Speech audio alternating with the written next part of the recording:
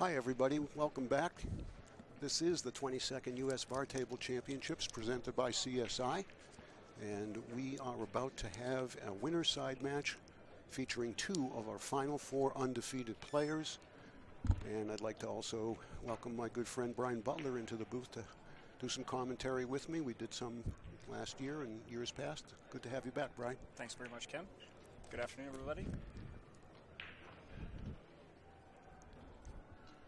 So we got Shane, Danny and Oscar here. They're two of the four undefeateds. I know Shane is the third. I can't recall who the fourth is. But I have not looked at the draw sheet yet. Yeah. I just watched Oscar defeat Scott Frost. Mm-hmm. I think the score was 9-5. It was, yeah. And it was a good match. It was a lot of, good moving. It was, the kind of match that you would expect from those two guys. They both know their way around the table. And the same here, even though Danny is a young guy, he's 22. But I was just talking to him. He says he's been playing 10 years. So that's quite a while. Yeah, and he's a really accomplished player. This is probably his third time out here on TV, right. And very, very impressive. I love his approach to the game. He's very smooth, very consistent over every shot. Thinks things out carefully, but when he makes up his mind, he's ready to go. Right. So this should be extremely competitive, Brian. He is the next South Dakota kid. And that's where he's from. It's a tough act to follow. Yeah, no kidding. South Dakota kid 2.0. Yeah, really. Well, that's the kind of break we're going to see the entire match. The days of the Thunderball are over. Yeah. But I don't think he did it exactly the way he wanted to, because the 8-7 have tied up here. And that's going to be his problem. He's got a pretty clear shot at the 1. You know, Brian, if he can get good on the 2, he can break those. If he get good on the 2, he can probably run into the cluster and be right there for the 3 if he does it gently enough. Right under his hand, the two balls that are tied up. But if he gets about where the 1 is, he'd be on the right angle. That's what he's looking for. He may have come too far to do it, though. Yeah, he did. So now the 7-8 is still a problem. Yeah, but the 6 will help. The 6 is there, right? So, yeah. But he's kind of on the wrong side of the 2. So, getting from the 2 to the 3 is the immediate problem. I don't think it's much of a problem, though. 3 rails, I think, here, huh? That looks like the most reasonable way to do it. Wants that off the cushion. Well, he's got a shot, but he's not where he wants to be. Unless he can elevate, but I don't think he can get on the 5. He might have to go into the 5 and hope to get a shot that way. That might be the best he can do from here. Yeah, but can he hit the 5 without elevating? Well, looks like he's playing with a level cue, Ken. Yeah. He might just bounce out and play safe, open up the 2 balls and stick them behind those. Well, when I was watching him practice before the match, he never missed a bank, so he might shoot a bank here. He must have made 15 in a row while I was watching him warm up. So, well, if he does bank it and it goes twice across, he might even come out safe if he banks across the side. But I don't think he's going to bank at it unless it's got a win. So yeah. Without being able to open the 7-8 up, safety is probably the right choice. And that's what he's elected. Trying to use the 9 as the blocker. He got him with the 9, at least 3/4 of it. I don't think Oscar can hit the 5 direct. Now the thing Oscar does not want to do is open the 8-7 when he kicks here, and that's what's most likely going to happen if he played it the sort of expected way.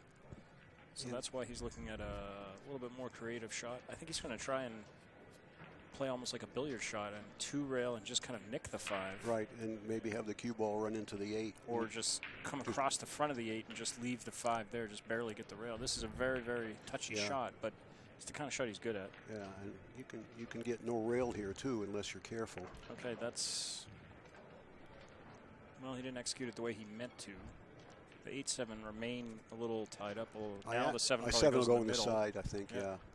And he's left basically a stop shot safety if Danny chooses to shoot that. He could also, well, I think the safety is probably the best choice.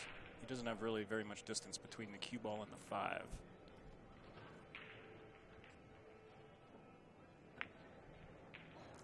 Pretty straightforward. And he took the care, Brian, to make sure he froze him on the 8, which just takes a little bit extra space away from the short rail here. Oscar may have to do a little more as far as spinning the cue ball rather than what would be a routine 2-rail kick. Correct. This is a bar table, though, so you don't like giving your opponent really anything because the pockets, you know, are generous. Everybody knows how to kick well. Like, you know, you have to be aggressive when you're playing bar tables. You have to go for basically anything. I'll never forget Scotty Townsend told me once, on a bar table, if it's just a 1-rail kick, you don't even push out. So that shows how aggressive you have to play.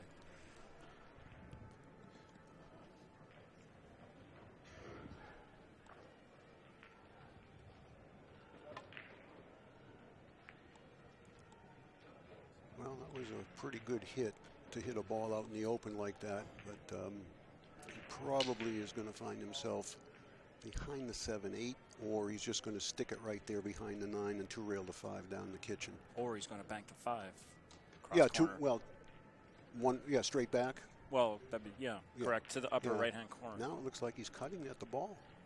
And then going into the 7-8 to open him. That might not be too bad. Yeah, but the 7-8 now go. Why go into him? Oh, correct, yes.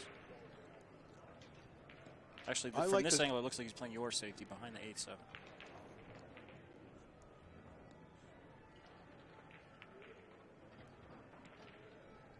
Well played there.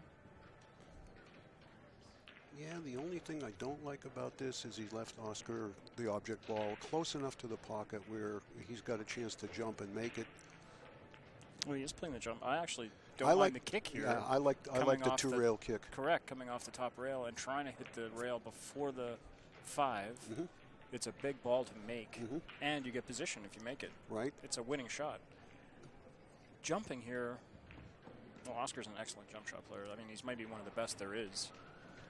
One of the things I've mentioned quite frequently this week on jump shots like this where the object ball is near the cushion is you've got to take the care to make sure the cue ball's not really bouncing when it hits the object ball so it doesn't go up on the rail and wind up on the floor. Correct, and these balls seem to, this particular brand of balls, Cyclop balls, seems to, I don't know how to explain it, they seem to jump a little more higher. Is that a fair thing to say? Yeah, I understand what you're saying. This is how crazy pool players are. We lie awake and think about stuff like this, but... Well, it makes sense given the hardness of the coating. Okay. Okay. Well, there you go. That's how good he jumps. Just knocked it right in the hole. Yeah. That was an incredible shot, really. Yeah, actually, a little later on in the session today, we're going to talk a little bit about the Cyclop balls. I've got some detailed information that I received from Adrian a year or so ago about actually how they're manufactured and just a little added insight to people about the quality of the product. They're not hand carved? That would be...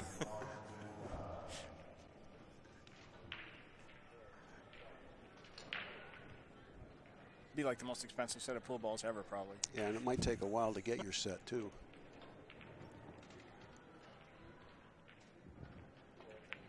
No good. No, that's kind of skidded a little touch, I think. Didn't sound like a clean contact, but it was a tricky shot. Yeah, had the 9 not been where it was, I think he might have even played it in the other pocket. Right. But personally, I mean, this is going to be a routine out now for Danny, but I think that I personally like the other pocket there myself, but a lot of times it's just how it feels to you when you Yeah, get down exactly. over the It's shot hard and to- what you're comfortable with as far as your natural way to sight the ball. that's right. Right.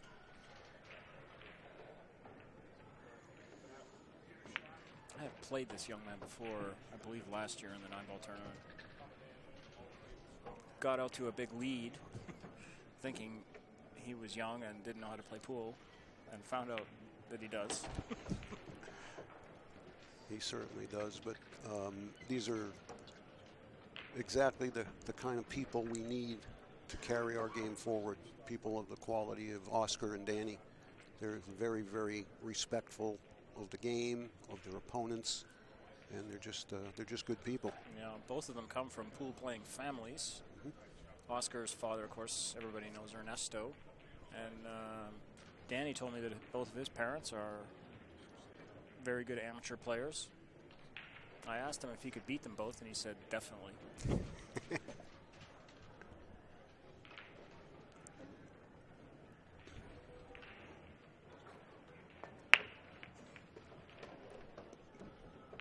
Oh, do you have glue on the cue ball there? Yeah, that's what like the hell softest happened? break we've seen this week, I think, right there.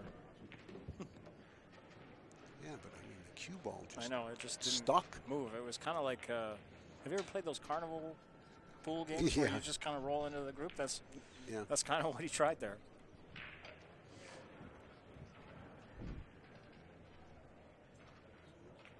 You have to, I think I mean, the break you can hit soft, but I think you have to hit it maybe not quite that soft. Right, you've got to get the balls to spread open a little bit. You know, what good's making a ball if the runouts? Well, that's the art of the soft break, really, in this tournament, because now he's playing a jump. Okay, he hit it, but there was never any question he was going to push out there, by the way, because the one was too close to the pocket. He got a little bit fortunate, but I don't think he will like where he shoots from next. Yeah, and you know the rest of the balls are laying well because the 4 connects really easy to the 5, and then the 6 goes in the other corner. There's plenty of room once you make the 5 to play the 6 in the other corner. But Danny might be cutting this. oh, he's definitely cutting it. Again, very aggressive. It's a nice friendly tap here. Well, that's good. Just to go back to what I was saying, really the art of this particular game, you know, we have 3 tournaments here, and the 9-ball, the art of the game really now, playing under these conditions, is to get that shot. To make the ball is pretty much going to happen every break. I don't think I've seen one yet where the corner ball didn't go in. So the whole art of the break is to get the 1, get the shot on the 1, and some are better at it than others. Obviously, the people who are doing well in this tournament are better at it than the people who are out, like me. But he's played position for the 3-9, and just I'm looking at this, and it looks pretty good. Yeah, he would certainly be about a 95% favorite to make this, maybe even better. And he does. So that's 2-0. If the cue ball hits the point. The tables are fast, and the ones under the lights are faster yet. Yeah, but you know, these lights don't throw a lot of heat. True. So that doesn't affect it that much. And this table, Brian, did not begin this tournament with new cloth. Some of the other ones out there did, but this was already broken in before the first ball was hit. But does that make it play slower or faster? Well, you'd almost think it would make it slow down a little bit. A little in the bed, but the rails are a little quicker. Right, they sure are. Yeah.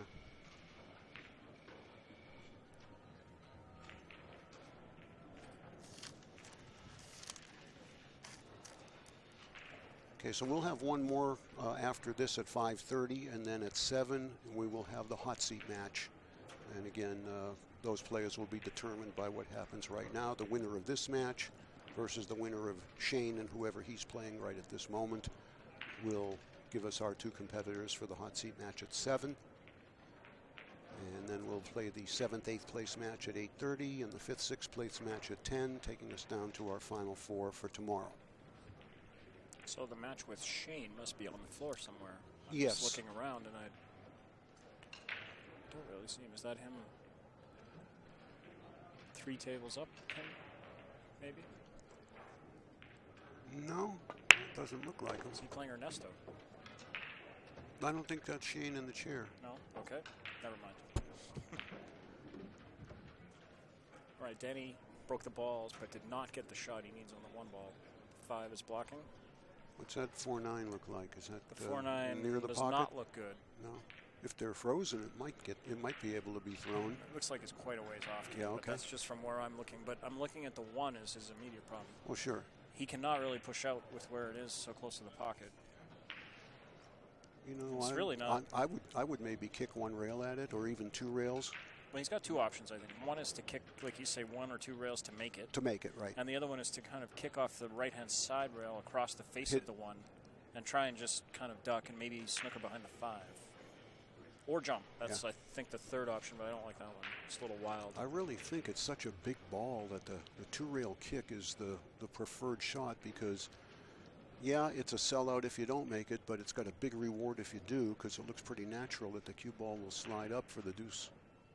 He just looked at pushing out down by the lower right-hand pocket, but I don't think he'll get the best of this if he does this, quite frankly. Because Oscar, the problem with pushing out when you're playing a guy Oscar speed or any top player's speed is they're not going to take anything that they don't have an advantage from. Right. So, you know, you don't really gain much. Now, you can get yourself out of jail, but I think, quite frankly, that kick that he had to make the 1 and win the game was the best shot he's probably going to see. Right. It'll be easier than Correct. whatever he was going to get. Now, Oscar, I think, rightly gave it back. So, let's see what he had in mind. Can he knife the 1 in? I think he can. I mean, the only problem with that is the cue ball's coming off hot. Correct. And where is it going to go? Well, probably at the 4 ball, yeah.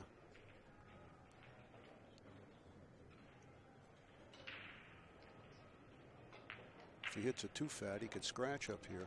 Well, he played safe. Yeah, but trying to use the 5. Oh, and that went in off the 6. Was he playing that maybe? He may have been playing that, kid.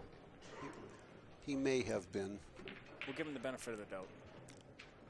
Well, let's say that Oscar he wouldn't have pushed there if he didn't have that in mind. Oscar kind of nodded his head and said good shot, so he thinks Danny was playing it.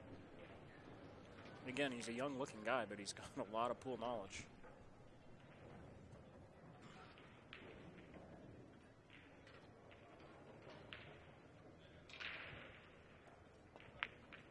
It's got really a snooker style, don't you think? I mean, he looks like textbook snooker player. Yeah, I think it's because his stance is more square to the table than at a 45, like most of us are. The right leg ramrod straight. The right arm is at a perfect 90-degree angle. A lot of the fundamentalists will tell you, though, when you set your stance, your grip hand on the butt of the cue should be right over your back foot as far as a good alignment. And it looks like he does have that. Yeah. In line with the back foot. In line with it, yeah.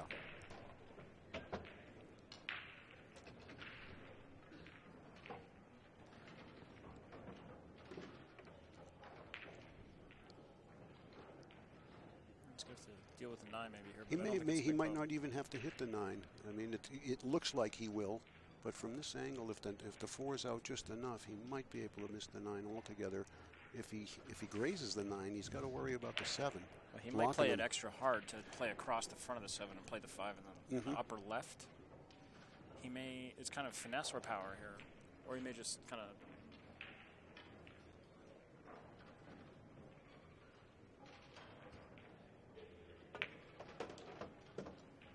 Okay, well, he overhit it. But he's still okay, I think. Yeah, I think this is okay. He may just roll the 5 in and take the 6 from distance. Distance, quote unquote. I'm not sure about just rolling it in. I think the corner pocket comes a little bit into play. I've seen him shoot this shot with the low inside. Yeah, 3 rails to the center of the table. That is definitely an option. Yeah, I think that's probably what he's doing. Unless he's lining up for it, actually. Unless he's full enough to just hold it out 1 rail off the side. Yeah, that was the shot. Comes the inside. Better put the brakes on. He's okay. Good speed, good shot, well played. Now really just almost anywhere on the 7 and the side, and he should be good to take a 3-0 lead.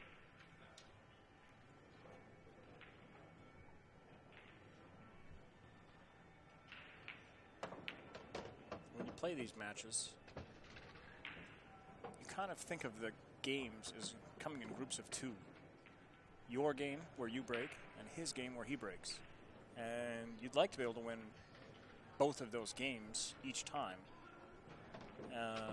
or split them. But losing them is bad. So now Oscar has lost the first group and lost the first game in the next group. So you really can't expect to do very well in this match unless you recover that situation at some point.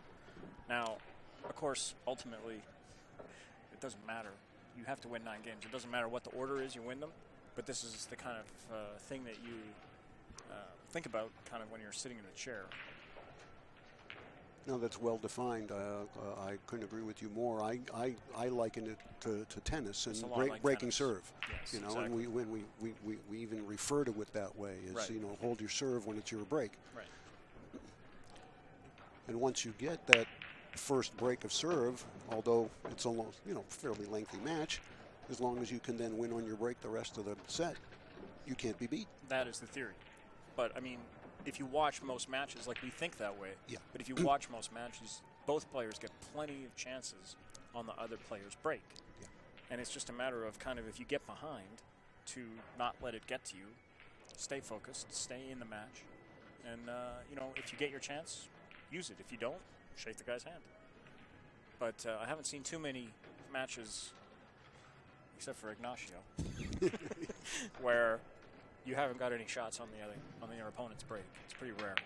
So now Oscar came with a very good break and came with a really good shot on the 1 to get on the 2. The 2 didn't pass the 5, and he landed that on a nickel in order to get on the 2 on the side. Very, very good shot.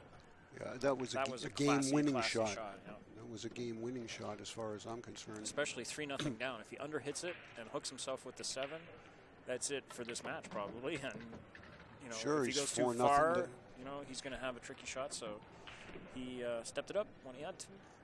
Shoot and stop here, and now we're 3-1.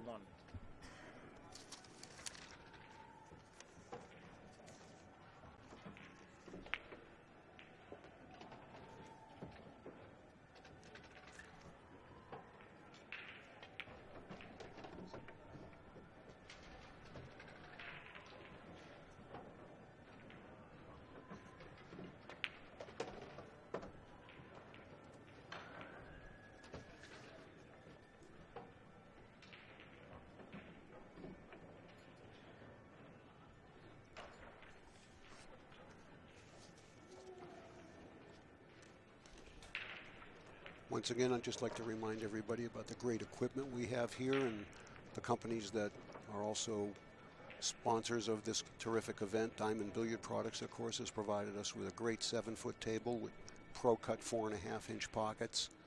Simonis has given us their 860 in Tour Blue. We're using the Magic Ball Rack, and as Brian and I talked earlier, the Cyclop pool balls, which now I think have pretty much become the standard for use in most pro events in this country, and I think the players have come to now embrace them. There was a lot of questions when they were first out, and anything new is certainly going to raise the eyebrows of the pool players, but I think everybody's very, very happy with the quality of this product.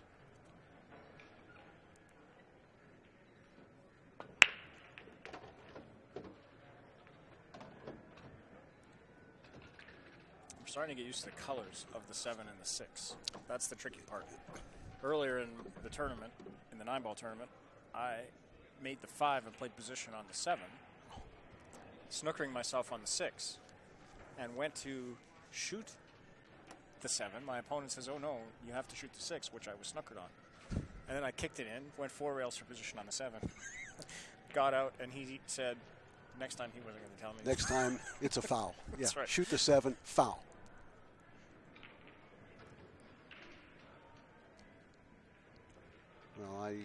I'm a firm believer of fair play, and I think if I was sitting there and my opponent was going to shoot at the wrong ball in your situation, I would say something too. I don't think anybody wants to win that way. Well, some do, but not all.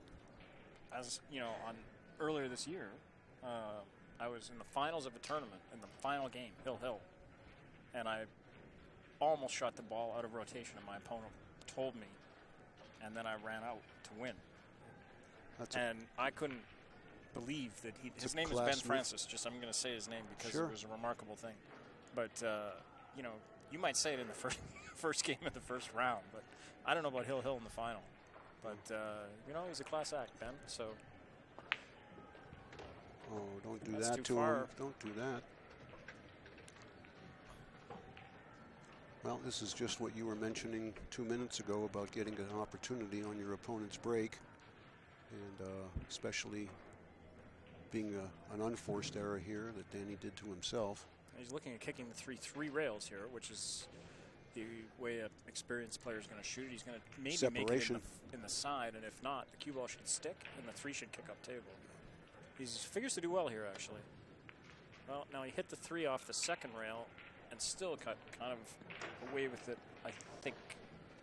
Yeah, from this Oscar is walking over to take a look, and judging by the look on his face, he has nothing.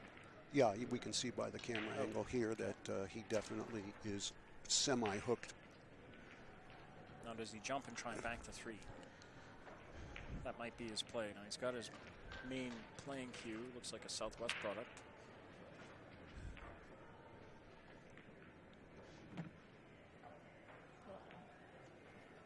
I feel like I might jump to try and make the bank here. It's not straight on, though. I mean, the bank, I think you've actually got to hit it a little bit on the right-hand side of the ball. Correct. But it does win the game if you execute it. And if you hit the 3 long and it hits the top rail first, it should run 3 rails for safe-ish. Yeah. That's a possibility. There's some traffic down here. If it continues on and goes by where the 4-6-8 yeah. However, Oscar, no, he is jumping. He's switched cues. I don't know what kind of cue that is. It looks like he made it in his garage.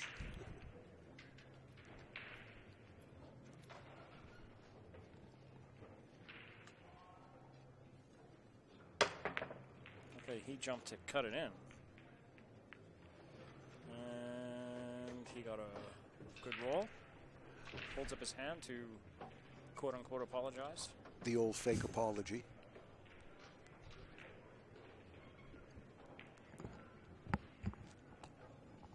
Well, it's good to acknowledge it. It makes it less likely that your opponent will throw something at you.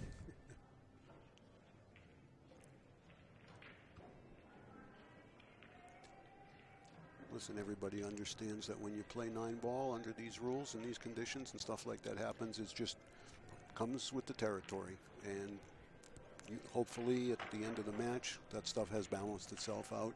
It's just really a question of when you get your rolls and when the other guy does. That's right. You're each going to get some, but it's all timing. Pool is a crazy game. That's to summarize. Crazy and cruel. It's cruel, all right. It can be grueling.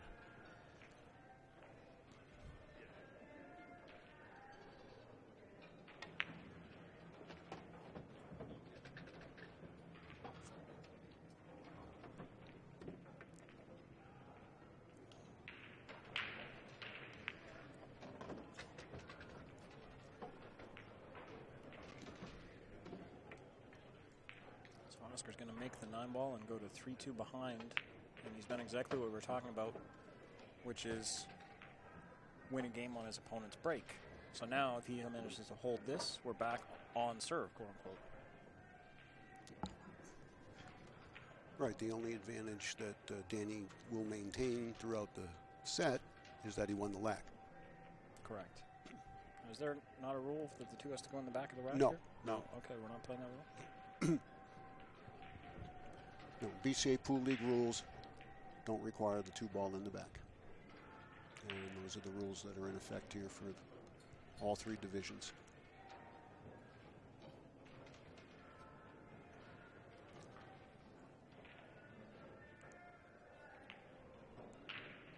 See if he gets that cue ball out of there this time.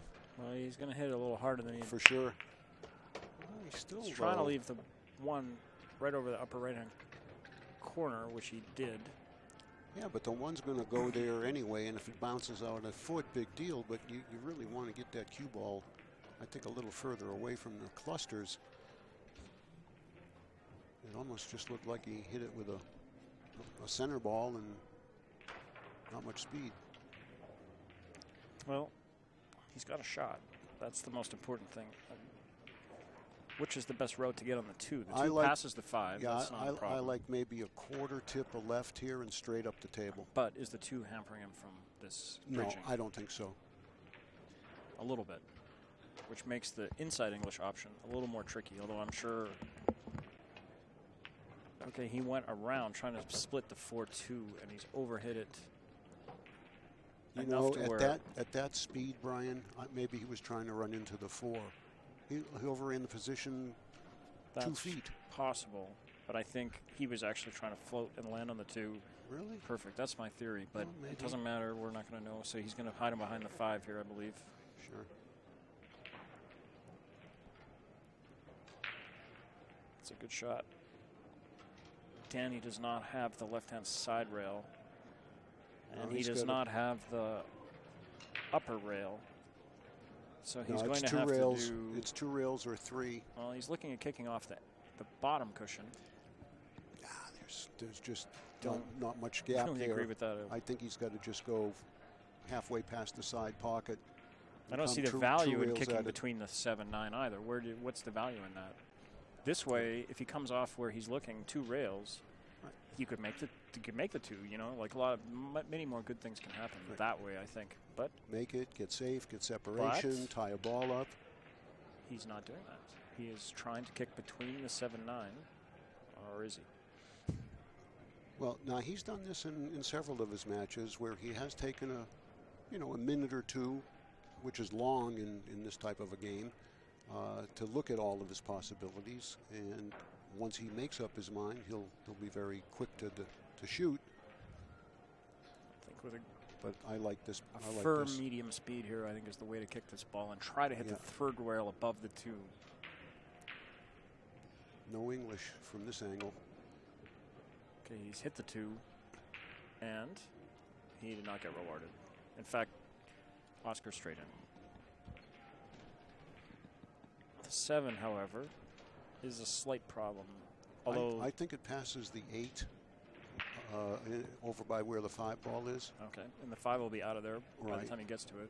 However, the 9 is occupying a valuable spot on the table for that. So we'll just see how he executes this. Yeah, the only thing that helps is the fact that the 5 is down the ball before the 7, because the 6 is gone, and they're close enough where he could probably play pretty precise position from the 5 to the 7.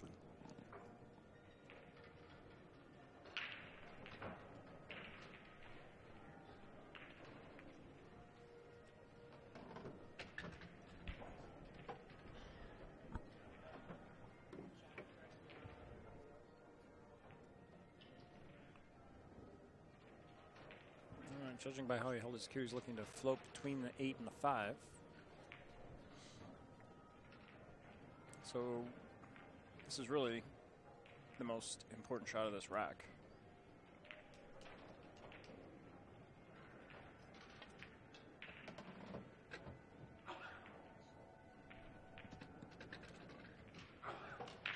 Well, these couple shots here from the 4 to the 5 to the 7 really doesn't look too difficult for a player of Oscar's caliber. Right, because what you do here is you cheat the pocket to the fat side to help you slow your cue ball down a little bit, right? He's hesitating. Is he thinner than he wanted to be, maybe? I think a little bit, but I think if he didn't have to stretch, Brian, I think it would be a little bit easier to feel the shot. You know, he's looking at the alternative of making running the 5 into the 8. Correct. Run into the 8 with the cue ball. Which. Yeah, there's nothing wrong with that. Just get the 8 away from the 9. Just get the 8 away from the 9. Perfectly done. Okay. Well done. Yep. When you run into another ball, you need to know exactly where you're going to hit it. That applies to all games. And in this format, you better be darn sure you know what you're doing, because there's nothing worse than not executing a shot like that when you had another option, which he did. And so you have to commit to your pattern there. He did that, and he's going to win this game. And that's going to tie it back up at 3-3. Okay, I now see Shane. He's on the second table in. He's shooting from that end, Brian. Just see. Well, then he is playing Ernesto. Yeah, I guess he is.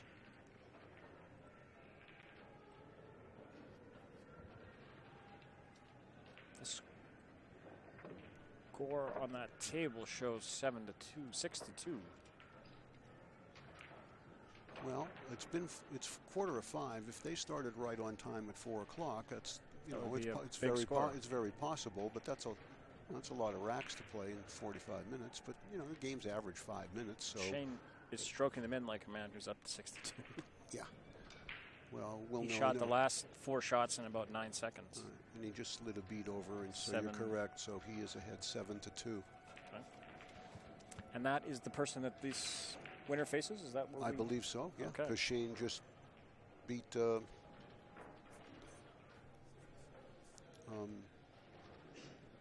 Deska.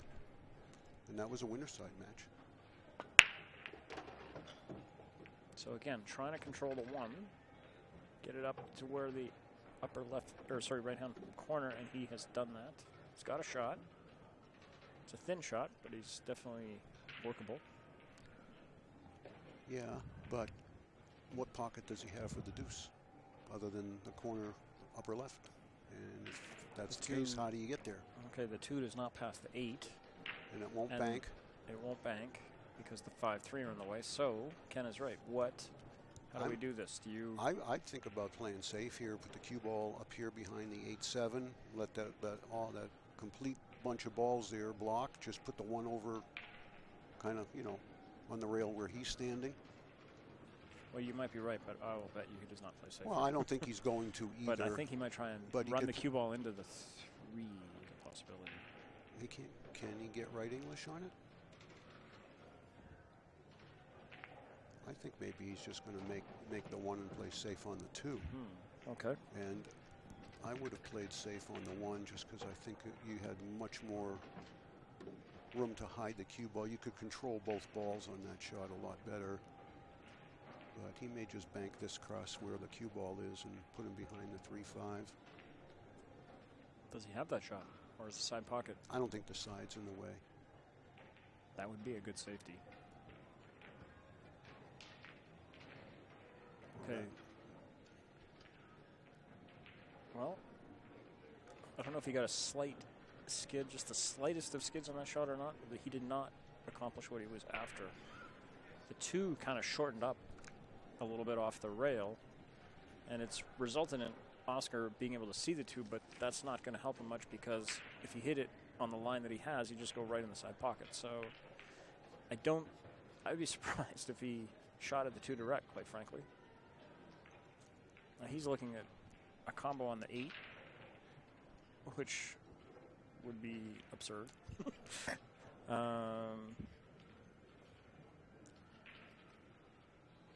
don't know. I think you might have to kick this 2. No, just he's because you can see it. I understand what you're saying. But he's definitely eyeing up to go straight into it. He's looking to hit the rail, maybe hit the 2 into the rail and then into the 8. I don't know if he's got enough of the 2 to do that. For those of you who are watching, I'm looking right down his cue, and he's got like maybe half the 2. Maybe he's going to try to just stop the cue ball and hope the 2 goes over here for safe. Okay, he was trying to hit the rail and then the 8 and maybe make it and maybe get safe. And he's a little lucky.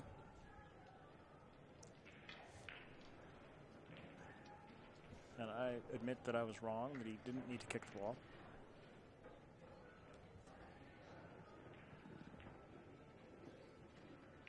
Well, let's see how aggressive he wants to be, because he could shoot this in the side and the cue ball's going right at the 3-7.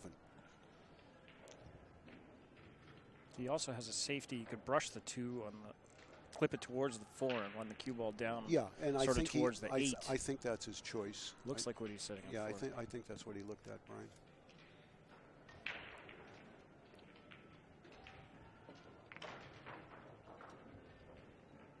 Using the 4 as a blocker, as well as the 3 and the 7. It's hard to tell if he gave him the right edge of the 2 through the gap. I don't think he has a window, but he definitely has a jump shot. Long range.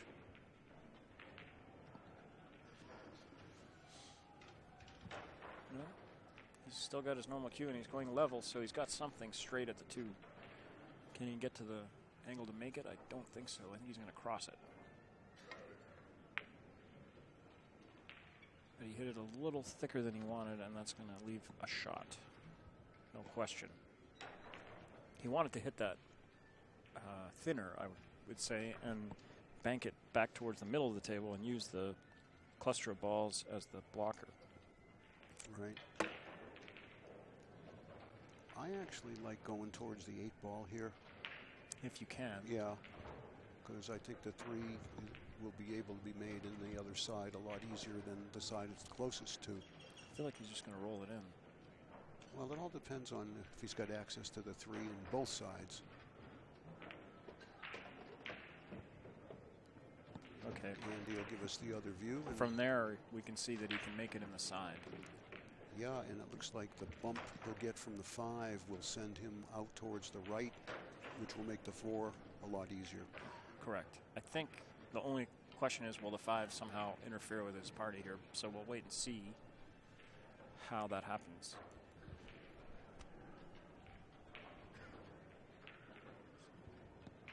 Kind of going with a level cue.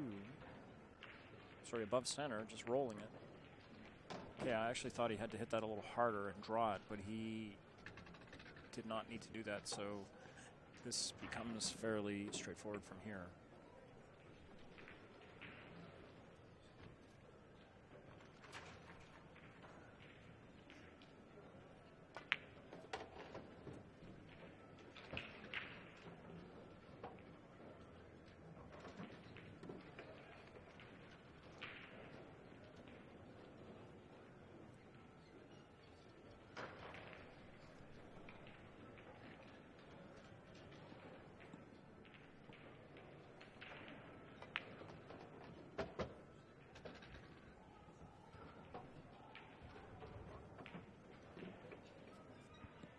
For the side, but he still has it in the corner.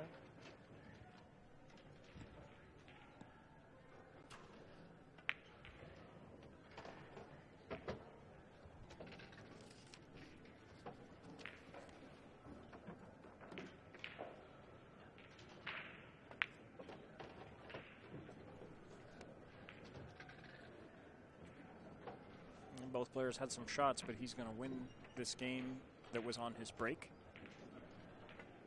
to hold his serve and take a 4-3 lead.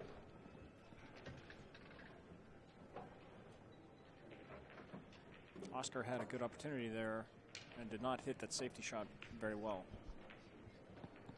I want to remind everybody, of course, that OB is the official cue of the U.S. Bar Table Championships, and Kamui is the official tip of the USBTC. And I love our new logo, the big shield there. And we sure can't forget about our host and sponsor, the Grand Sierra Resort right here in Reno. And they have been just terrific hosts for us. We're happy to be here.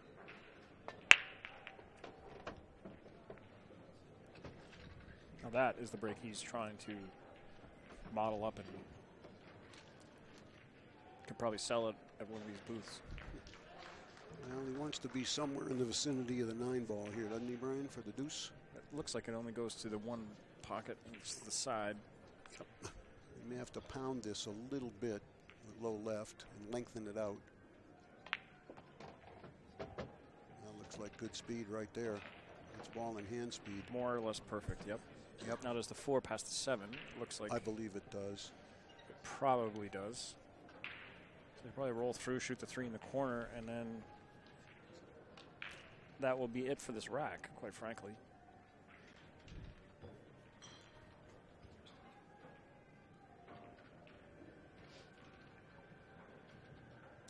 his time, but you know, maybe the 4 is a little snug by the 7, and he's taking a look at the 4 in the other pocket. No, he's taking a look at his angle on the 2. Like you said, if he goes forward, he just needs to go forward 2 revolutions. if the 4 passes the 7, which we both think it does, then he's just killing time right here. But he moved the 4 a quarter inch. Okay, so that means it had to have not gone, and in which case that was really, really well done.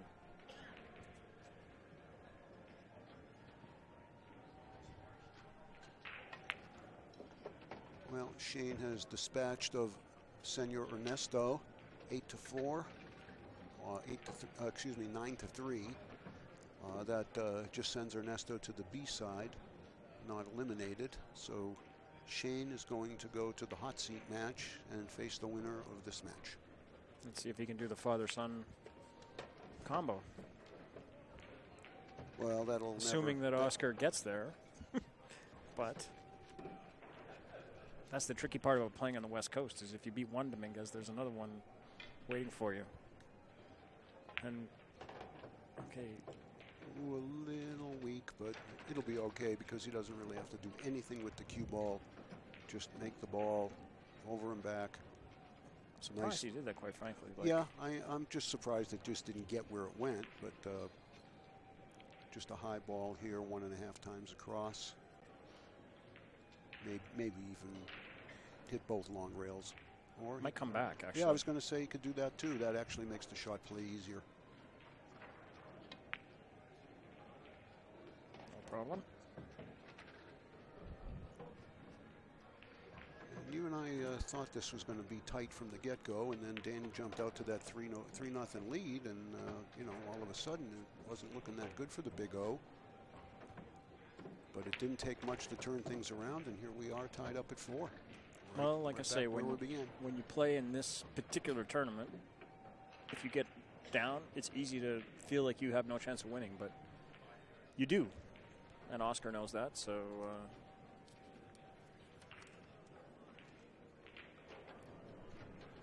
all right, all you U.S. bar table fans out there, we're going to test your U.S. bar table knowledge. I got a couple of trivia questions I'm going to throw out during the course of the next few matches here tonight. So I'm going to start and give you a trivia question right now, and you'll have the whole rack to think about it, and we'll come with the answer at the end of this game.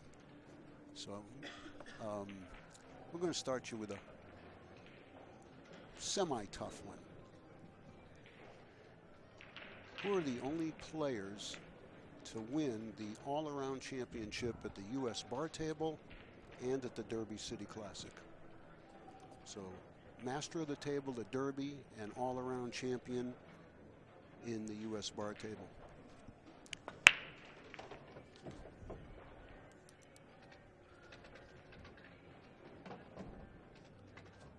Well, it was a good break, but the 1 has not cooperated. He doesn't even have a jump shot because I don't think it passes the 2. But where do you push? Because if you push down to anywhere where Oscar can see the 1, he's got a billiard on the 2, no question. Yeah, you did. Or if you... I don't think there's any place to push. I would have to kick I would try to back kick it and maybe get him behind the deuce. Even if I had to hit it softly to do that, just graze off the 2, hit the 1, graze off the 2. If you put the 1 on the side rail, the 8's got you protected, at least from him running out. This is one that I think Scotty Townsend would just whack. Well, maybe so. Hope to.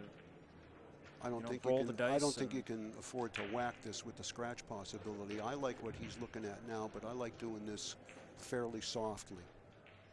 So you're saying just bunt the 1 to the side rail and hope maybe hope coming the 2, behind the 2. right? Or you also get the 1 grazes the 2, and the 2 comes out and also covers the cue ball.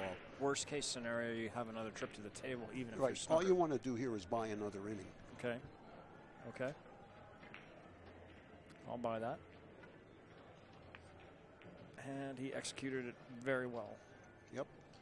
That was the correct shot. Oscar, very good shot. Yeah, I think Oscar's going to jump this and try to play it right in the side pocket, though. Well, he has a fairly good kick off 1 rail. Look. hitting the high side of the one here is kind of easy to gauge, and if he does, it's going into the side. Yeah, I see that, Brian. Well, this is actually, for those of you who practice your kicking, this is a system kick, just right. If your cue ball was right level with the corner pocket, you would kick off the diamond and you would go right in the side. So this isn't a hard kick to gauge if you practice this kind of kicking. Oscar plays a lot of three-cushion billiards, so he'll be adept at that.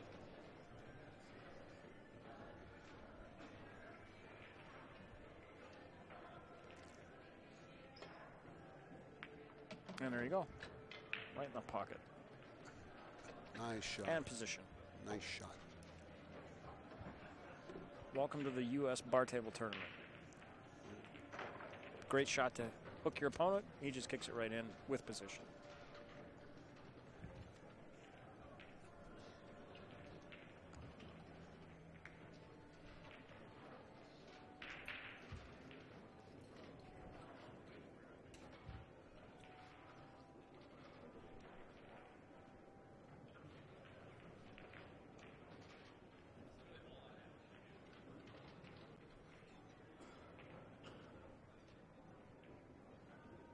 Again, he's thinking longer than I would have thought that he would. He's not a quick player, Oscar. He takes his time. But it feels like this is a good angle just to walk the cue ball down for the shot on the 4 on the side. The second bounce is really the problem, and it got him a little bit. He's kind of in between here. He may shoot this in the corner and go around the 5. Yeah, I like the corner, whether you go around the 5 or you put right-hand English on it and come straight across. I still think the corner pocket is the correct pocket. He may think otherwise. Again, he tends to favor the cut in these situations, actually. At his skill level, he certainly has the ability to control the cue ball, playing either pocket for the 4. It's just that I think if you play it in the side, you're kind of coming across your line of position coming into the 5, where you've got much more margin for error playing it in the corner. And I really think the corner is better, but he doesn't. He seems to like the side. I think it might be slightly easier shot. Oh, yeah, it is. Cue ball's easier a tricky shot, part harder position. Right. Corner pocket, a little bit tougher shot, easier position. And if he plays it in the side, does he play with inside or does he try and go around the 7? Now he's looking at the corner, which both Ken and I think is the right shot. So we'll see.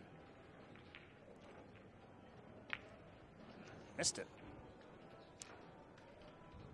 He didn't really smooth stroke it, Brian. He kind of jabbed at it a little bit. He's apologizing to Danny for the lucky leave. But really got a huge roll after missing that. He really, I hate to say it, he really did not play those last 2 shots very well. And he's fortunate here that after kicking in the 1, he played the 2 almost like he took too much time on it. He may have overthunk it, as they say. It can happen. Sometimes it's good to just get down and get on with it. You know the shot. Yeah. Look at this. Wow. Oh, I thought he made it. God. This is bar table pool. Like, he came within a whisker of kicking that in right back. Well, but unfortunately left it over the pocket, and Oscar gets away with one. I mean, you got to figure a guy's only going to make about maybe maximum 2 errors in a match like this, players of this speed. So to get away with one is a big bonus.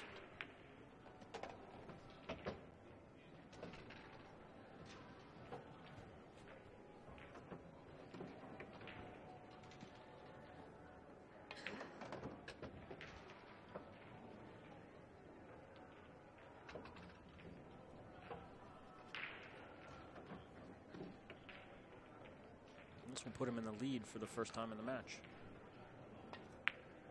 5 games to 4.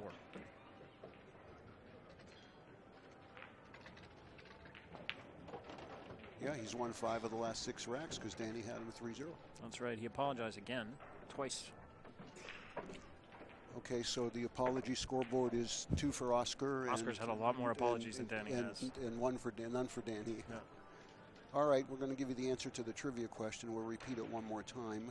Who were the only players to win the all-around championship, both at Derby City and here at the U.S. Bar Table Championships? You get 10 seconds to think about it, and then you're going to get the answer.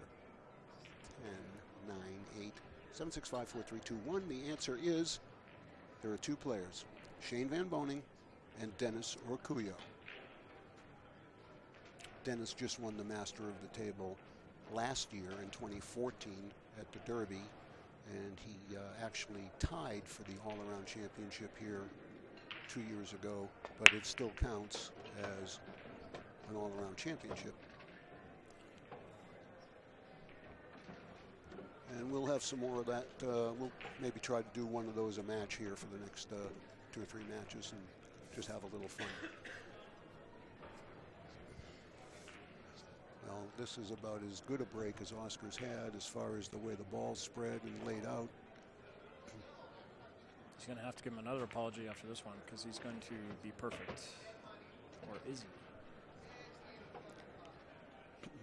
Well, that shot wasn't perfect. All right, he's out of line here. The cue ball's going away from the 3. He wanted to be straight. What do you call it? 6 inches farther, so that he could make the 2 and kind of just, you know, run into the 8 for position on the 3. Now he's got to go across the table and back, I think. Oh, for sure. Yeah, shouldn't be a problem. Pounded it. Yeah. Now this shot's still a little dicey, but yeah, I think this is fairly routine for this guy and anybody at this level, especially when you don't have to do anything with the cue ball here, but float it across for the 4 on the side. Probably will play the 4 on the side. You're right. And I mean, the 5's accessible from just about anywhere other than behind the 8. So.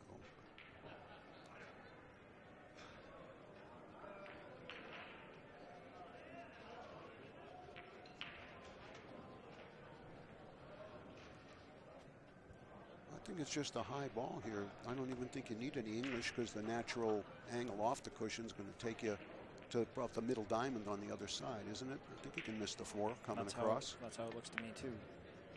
Yeah. Again, that second bounce is the problem, but this time he gauged it properly.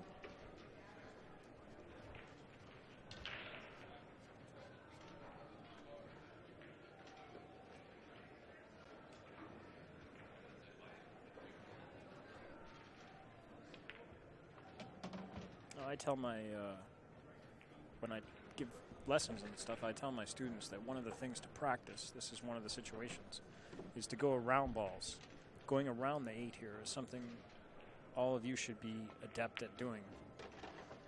The 8, now that was an easy example, but you know, even if the 8 is, you know, 3 inches closer to the cushion, you should practice those shots to go around balls because they win you games over and over and over again.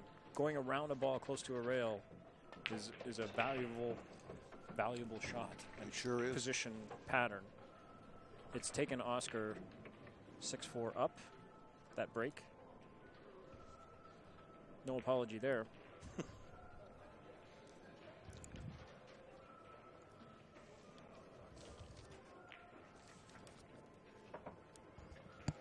I used to practice those shots like for hours. Well, I'll tell you, of course, I'm kind of familiar with what you're saying, too, because I'm a straight pool player. In straight pool, and that comes up a lot in straight pool, especially when you're going from your key ball to your break ball. Absolutely.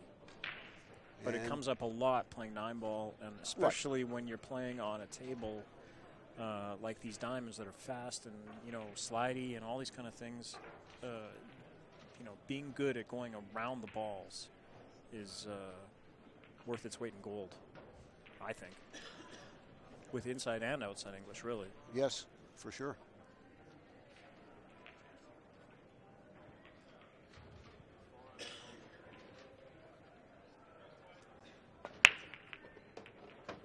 Danny moved his cue ball over to the right there for that break. He'd been breaking from the middle most of the time. And, he's got a shot, however. Yeah, I don't know that he can hit this slow enough to still get to the 3. I don't think that's there at all. I think what he's he's got to do is go around the 3. Short rail. Around the 3? I like going forward, yeah, but missing the 3 and coming back up and hitting the 7. If I see this right. Yeah, I don't know if he's got that angle though. From look where the 1 is to, he'd have to hit the diamond like just past the side pocket to do that, wouldn't he? Yeah. Middle diamond? That's how it looks on the lower side rail. Yeah, I think it's going to go He's got to wide. get out here, essentially. Yeah, it just looks like it's going to go wide if he takes your route. Okay, he tried not to do that, and okay. he did fine. Well, now he gets one of his apologies back. That's right. Right? Yeah. Okay, I think he was trying your shot, which was going between the 7 and the 3. Yeah.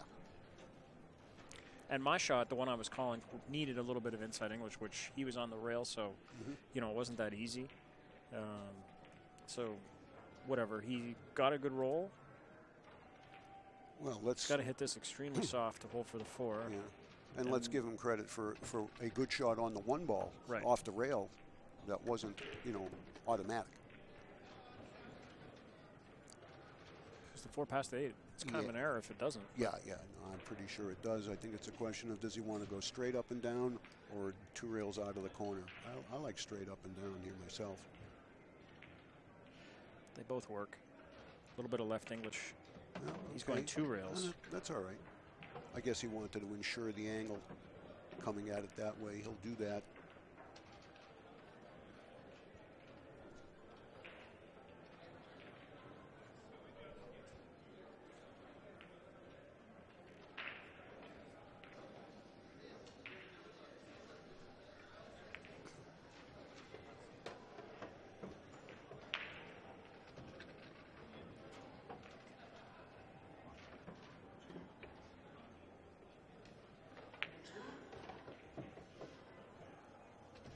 Slightly the wrong side of the 8, but probably just roll it in. He can stop right there and have an easy shot too.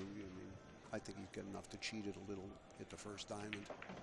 He didn't have to. On a bar table, on a 10-foot table, this would be an error, but on a 7-foot table, no problem.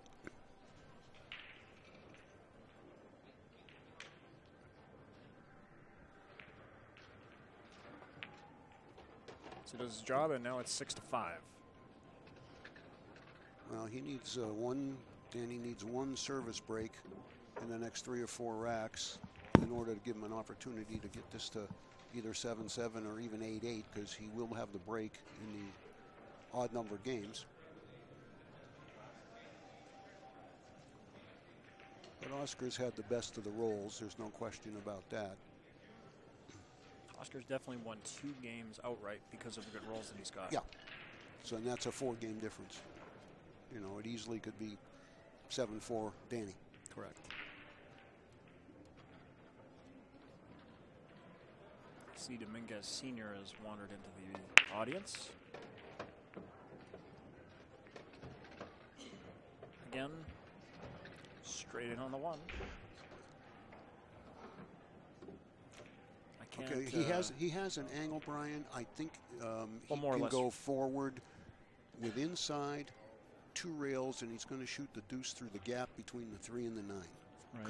Come up near the side pocket. More or less anywhere near the side pocket should be fine, and that will be the end of this rack.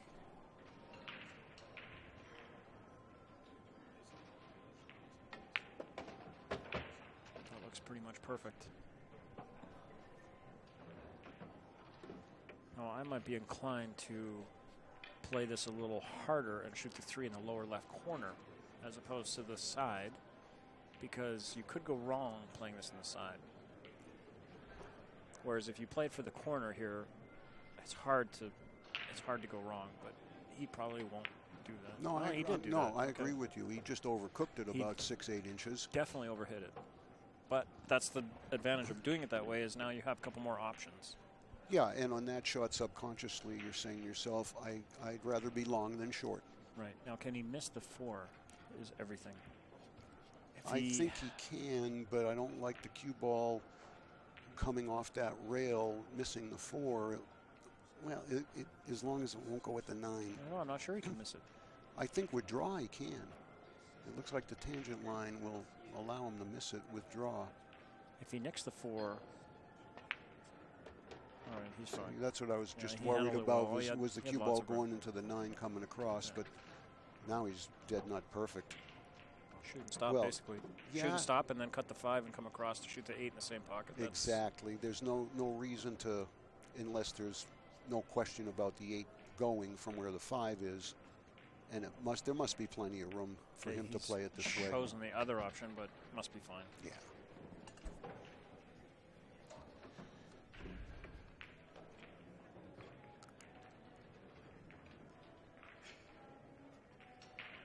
The drama here is, will he move the magic rack before he shoots the 8?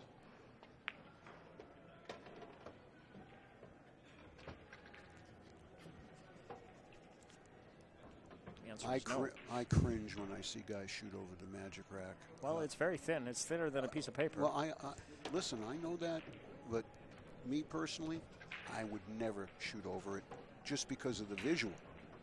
It's not that I'm worried about it, doing something. It's just, it's something that, No, what's interesting is that if your cue ball is spinning, sometimes it moves the magic rack along with it. That's the other tricky part. Usually, but I don't know. I guess the ball is slightly off the bed of the table when you hit a shot for the first whatever percentage of its distance. path. Yeah. So, whatever. I agree with Ken though. I move it in that situation.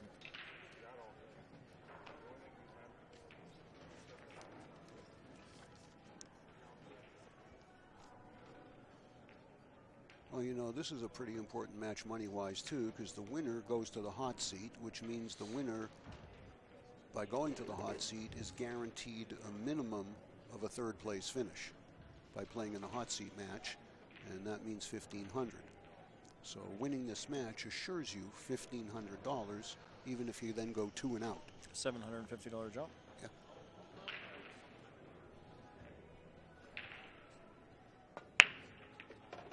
All right. Really needs this game.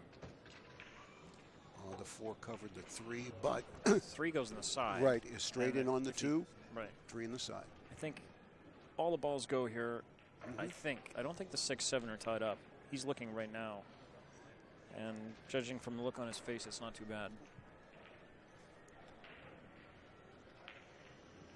Yeah, so and the 5 is actually sitting nicely to get to the 6. The 5. If you're somewhere on the line between the 1 and the 5, correct, that's the way to go to the 6 ball. So Ken and I are both looking way ahead, and we're giving him the 1, 2, 3, 4 because there's really not much to that. The whole part of this rack is going to be getting on the 5 to where he can come down on the 6. He is perfect, I think, on the 2. Yeah, and even if he's got a little angle, he could bump the 9 and stop the cue ball. I'm not sure he's exactly straight, but it's certainly good enough. The thing is, he's got to be cutting the 5 in and hitting the side rail. Side rail, side 6. rail. If he's, he'll know this, but there's no pattern that I can see to get on the 6 if he's got to hit the end rail first. So that's really the whole essence of this rack, I guess. Right. So I'd want to come out here around where the spot is. Basically where the cue ball is now. Yeah, somewhere like that that angle then between head the up 9 table. and the 4. Not bad. He's got just enough, and he's got He's enough a of the little cue bit ball to hampered stun by it. the 4. Yeah, but I think he can just stun this. He'll probably go all the way up. Oh, I'd want to make sure I hit the short rail. That's my target. He's got level queuing, so this is not a problem. All the way up.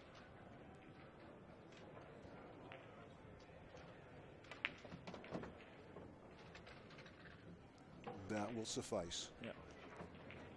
All right, now the only middle thing, diamond on the right. I was on going the to say long rail is your target. the only thing you don't do here is go in the corner. Right. Drink. Yeah. Just let the side do the work here. There it is. Look at that. Perfect. Right on the middle diamond and floating into position.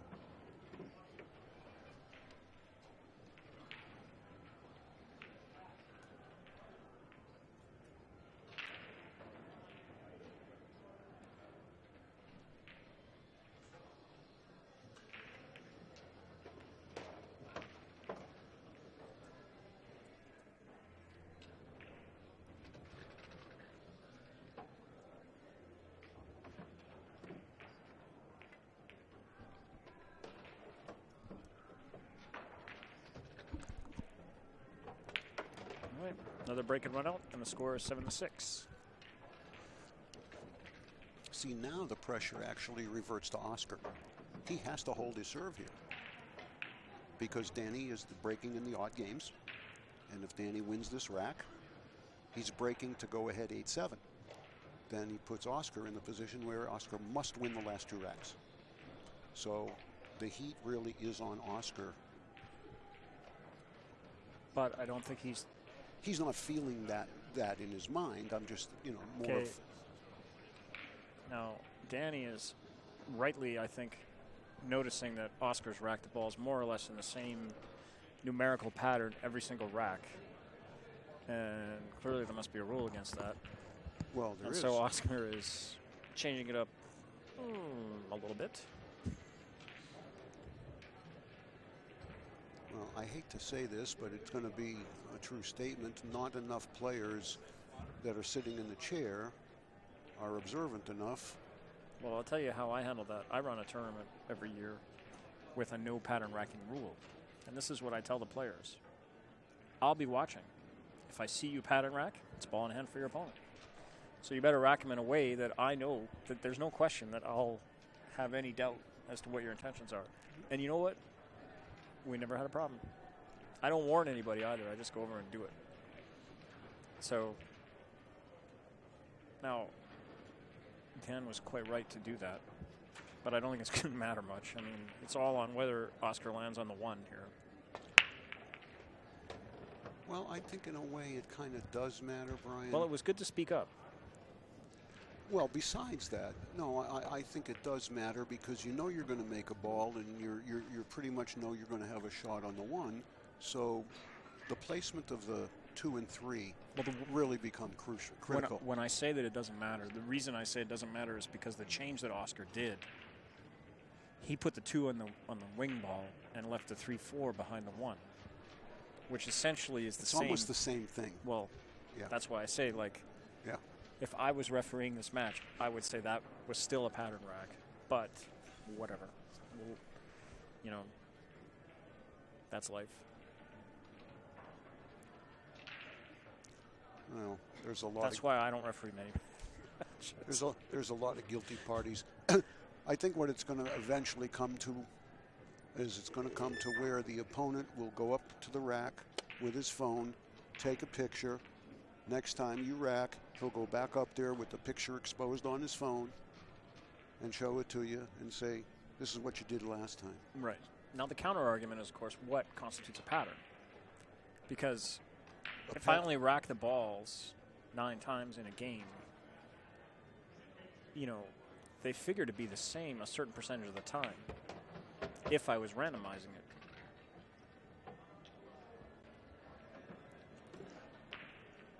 So, you know, in order for it to be a pattern, there has to be a fairly large sample, is what I'm saying. You know, Now, the bottom line is the way that this tournament is set up, it doesn't matter that much because people are making balls on the break, alternate break almost all the time. It's right. alternate break. Yep. These are very, very good players. So, I mean, I think you could put the balls anywhere you wanted, and if they make a ball in the break and get a shot at the 1, they're, you know, 60%, 70% favored to run out. Well, I think the other thing, too, that kind of lends itself to subconsciously or not pattern racking is the fact that when you use the magic rack, you have to hand place every ball. Right. And you know, instead of just grabbing them all from the ball return, throwing them in the wooden triangle, pushing them up, set the 1 on the 9.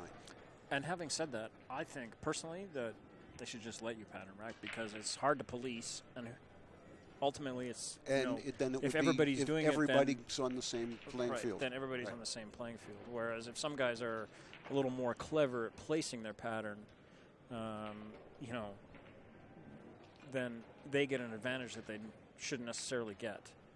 So, you know, he's made an error here. He has snookered himself on the 4. He sure did. And that. He's going to the jumper. Well,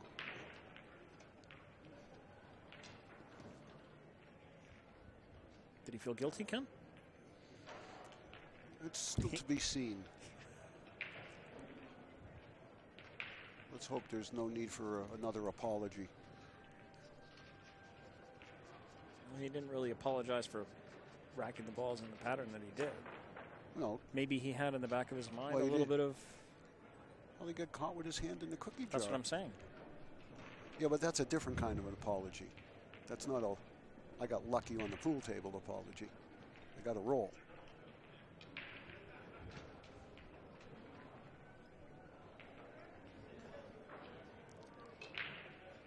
This one shot here could have a lot to do with the final outcome of this set.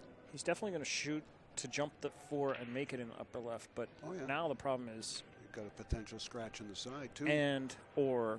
Hook. A snooker with the 7 ball and the 5.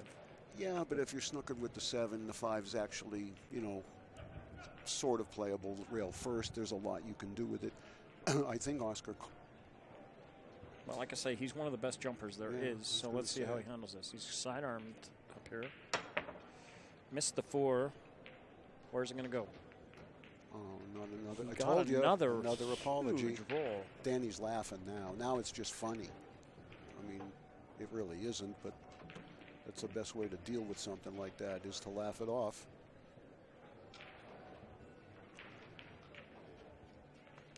Of course, now a real sport here would probably now intentionally foul the cue ball. You can never do It that. ain't gonna happen. I know it ain't gonna You could never do that. No one's gonna do that.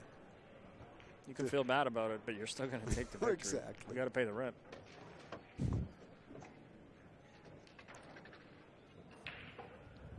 But you know what? It may not happen in this match, but eventually Oscar's going to have to pay those back. Well, that's the nature of pool, you know, but it may not be this tournament. He may, he may win the tournament from here. That's but right. He's paid his dues.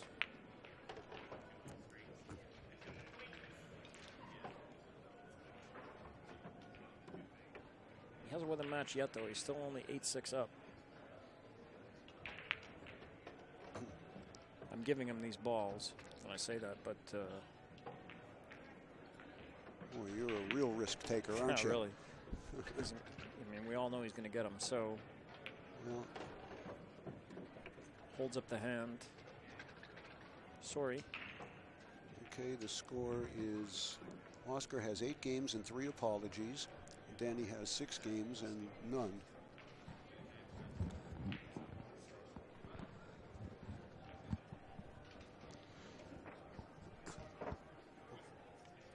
We're right up against our next scheduled round, but obviously we're not going to be on time. I'm sure we'll catch back up here. We've only got a maximum 3 more games here anyway. So as soon as we conclude this and select our players for the 5:30 match, we will be back with you. Oh, excuse me, it's going to be the hot seat match, so one of these guys is going to stay, and he's going to get a visit from SVB. And that will be on the stream. Oh, yes. Coming right up. More or less 10 minutes probably after the finish of this one. I would say we'll give the winner of this match a chance to freshen up. Shane's been resting for the last half hour. And he had something to eat after his last match, so he's good to go.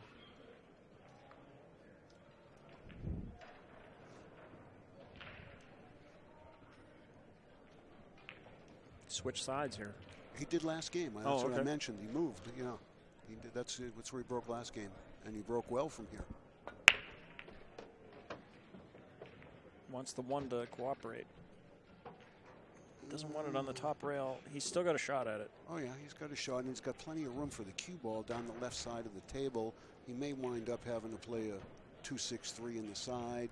It all depends, you know. This isn't something I would try to get too precise on my position for the 2 in the corner. He's like straight in on it right now, but that's not the pocket I think he's going to be able to play the 2 in. I think I would simply make sure I hit both short rails, bounce off the second short rail, and then he's got to play the 2 into the 6-3. The 3 is definitely tied up. Because he can't make the 3. Right. So he's ordinarily, I think you just go ahead and stroke this in, but now he's going to have to play it a little bit carefully. A little bit inside. And straight up, first diamond to first diamond, short rail. This will say a lot here.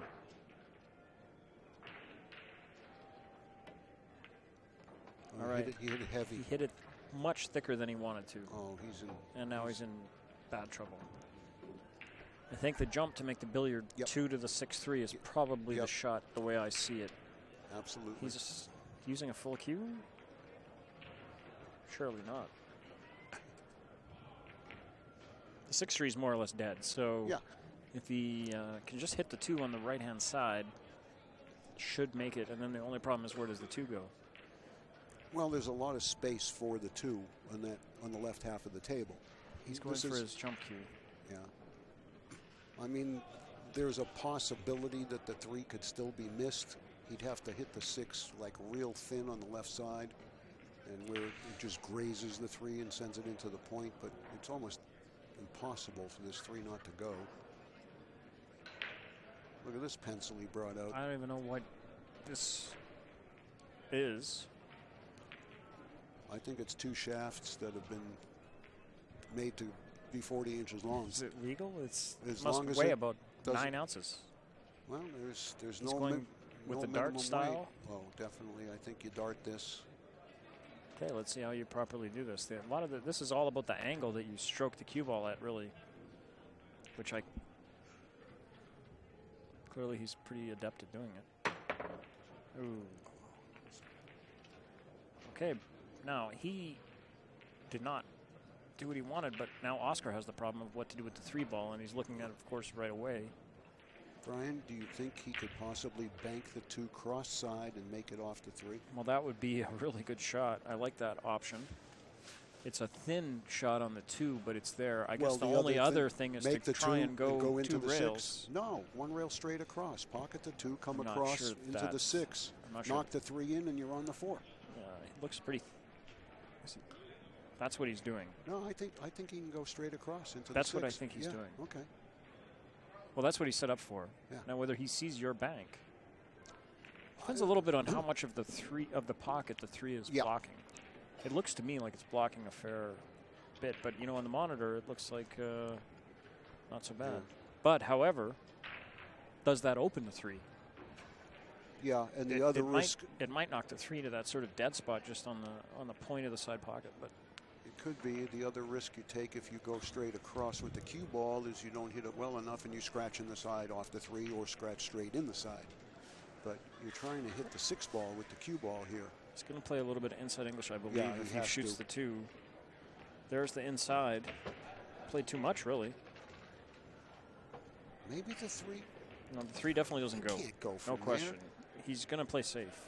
Does it pass the 6 so he can play safe? It must, because I think this is what he played. This is what he played for. He didn't play to move it. All right. All right. So Danny has basically one last hurrah here. Yeah, and he's got a really tough ball to hit. I think Oscar managed to block him from being able to hit the side rail. He did. He's got to come 2 rails out of that upper left corner. Oh, I think he might have to tie this up. Or maybe 3. Well, that's possible too. But if he ties it up, it's just postponing the inevitable, I think. Well, if you have nothing, then you have to take what you have. Yeah. And he can foul this in tying up the 3. Yeah. But then if he puts these close together. He's just trying to move the 3 like maybe an inch, which he did. And he's hoping that the next. Oscar's going to graze off the other side of the 3 if he can't wedge him in there and send him down there behind the 4. If he puts him behind the 9, I think it's death. But he must think that he can bank the 3 around the 6. Yeah, if he makes him have to shoot this way, it's going to be almost impossible to hit this ball.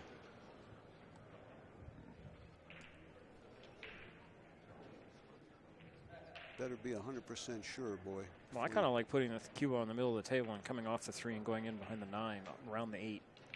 I don't feel like.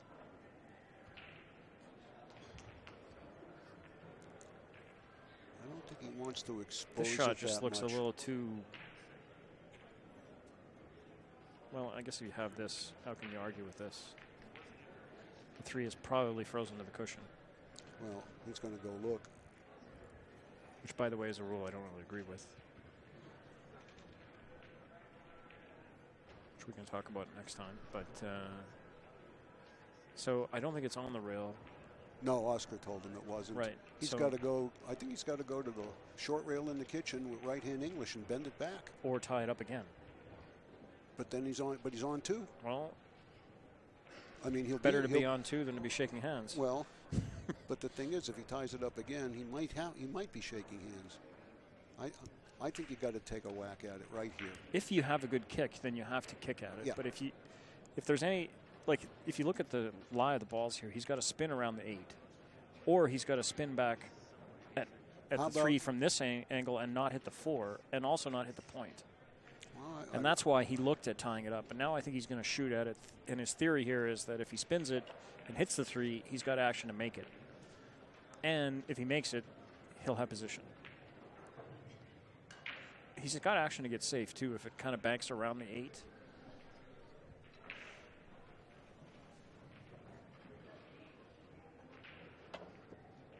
Nice Good hit. Danny. Did he get rewarded?